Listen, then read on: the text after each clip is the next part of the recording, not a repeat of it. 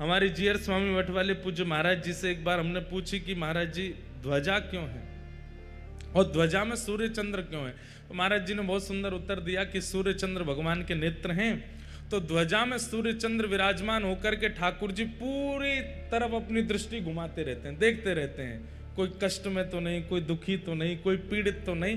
तो श्री ध्वजा जी क्या है, ध्वजा जी में जो सूर्य चंद्र है भगवान के नेत्र हैं, ठाकुर जी पूरे श्री क्षेत्र को ध्वजा जी से देखते रहते हैं। एक प्रकार से सीसीटीवी कैमरा लग रहा, आप कैमरे की निगरानी में हो, कुछ भी करने से पहले सोच लेना।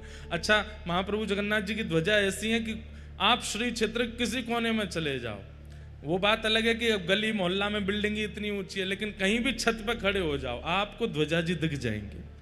इसका मतलब क्या है, आपको ध्वजा जी नहीं दिख रही है, महाप्रभु जगन्नाथ जी को आप दिख रहे हो, वो सब जगह देखते रहते हैं। तो ध्वजा जी का एक भाव। दूसरा भाव निर्भयता। ध्वजा जब रोहण होती है, जब फहराती है, तो जहां तक वो दिख रही हैं, इसका मतलब वहां तक महाप्रभु जगन्नाथ जी का क्षेत्र है, वहां तक जगन्नाथ जी की छत्र छाया है। उतने क्षेत्र में किसी को भयभीत होने की आवश्यकता नहीं है, महाप्रभु जगन्नाथ जी हैं। अगर कोई कष्ट भी आ जाए, आप तीर्थ में हैं, कोई कष्ट आ जाए, आप तुरंत देखिए ध्वजा किधर है, और ध्वजा को देख करके जैसे ही आप प्रणाम करेंगे, हमारी बात को विश्वास मानिएगा, एक क्षण बाद में होगा, कष्ट निवृत्त पहले होगा। ध्वजा जी की ये महिमा है। वो ठाकुर जी का हस्त कमल है, छत्र छाया है। ठाकुर जी दूर दूर तक अपने ध्वजा के द्वारा अपना हस्त कमल, अपनी छाया बना करके रखते हैं। कल हमें बता रहे थे, बोले पहले तो महाराज जी इतनी बड़ी ध्वजा थी कि जो ध्वजा जी का अंतिम छोर है वो समुद्र का स्पर्श करते थे, इतनी बड़ी ध्वजा जी। लेकिन फिर कालांतर में यहाँ पर तूफान बहुत आते हैं, आंधी तूफान बहुत आते हैं, फिर क्षतिग्रस्त होने का भाव हो जाता है, फिर नील चक्र पर बहुत भार आ जाता है। और उस काल में भीड़ बहुत कम होती थी, ज्यादा लोग होते नहीं थे।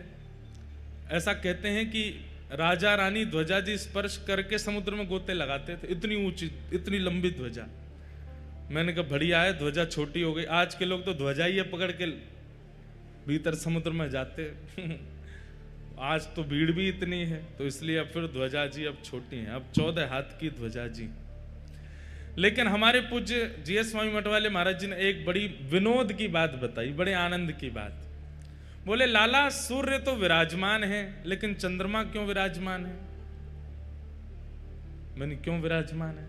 बोले सूर्य तो प्रकाश के प्रतीक हैं, तो ध्वजा में सूर्य का होना मतलब प्रकाश का प्रतीक है, लेकिन चंद्रमा क्यों है? आपने कहा आप बताओ।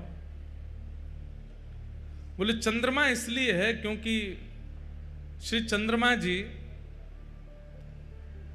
जगन्नाथ महाप्रभु के साले साहब हैं। कौन है? और महालक्ष्मी मैया बार बार नाराज हो जाती हैं जगन्नाथ जी से।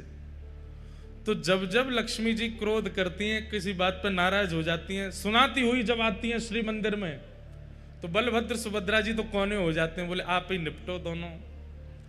तब ठाकुर जी धीमे धीमे ऐसे ऊपर देखते हैं, तो लक्ष्मी जी कहती हैं मैं यहां सामने खड़ी हूं, आप ऊपर क्यों देख रहे हैं? बोले आप भी देखो ऊपर। तब लक्ष्मी जी ऊपर देखती हैं तो कहती हैं अरे हमारे भैया इन्होंने सिर पे बैठा रखे हैं, हमारे साले साहब इन्होंने सिर पे बैठा, हमारे भाई साहब इन्होंने सिर पे बैठा रखे हैं। तो कहते हैं महाराज जी बता रहे, बोले कि जगन्नाथ जी ने अपने साले साहब सिर पे बैठा रख के पत्नी को ये बताते हैं, देखो तुम हम पर इतना क्रोध कर रही हो, हम देखो तुम्हारे भैया को सिर पे बैठाए हैं। तो लक्ष्मी जी जब ऊपर देखती हैं तो फिर शांत हो जाती हैं, जितना उनका क्रोध होता है वो सब शांत हो। अच्छा कोई बात नहीं, अब की बार कर दिया, आगे से नहीं करना। तो जगन्नाथ जी कहते हैं हाँ आगे से ध्यान रखेंगे। ऊपर से साले साहब मुस्कुरा जाते हुए, जीजा जी आपने हमको इसीलिए बैठाया है कि हमारी बहन का कोप कम हो सके। बोला हाँ इसीलिए बैठाए हो, इस बैठे रहो ऊपर ही। तो इसलिए चंद्रमा विराजमान है कि लक्ष्मी जी को क्रोध आवे तो ठाकुर जी ऊपर देखने लगते हैं और कहते हैं देखो तुम्हारे रिश्तेदार बैठे हमारे सिर पे, है कोई हमारे जैसा प्रेमी जो अपने साले को सिर पे बैठा ले? तो लक्ष्मी जी क्रोध कम कर देती हैं। इसलिए महाप्रभु जी अपने ध्वजा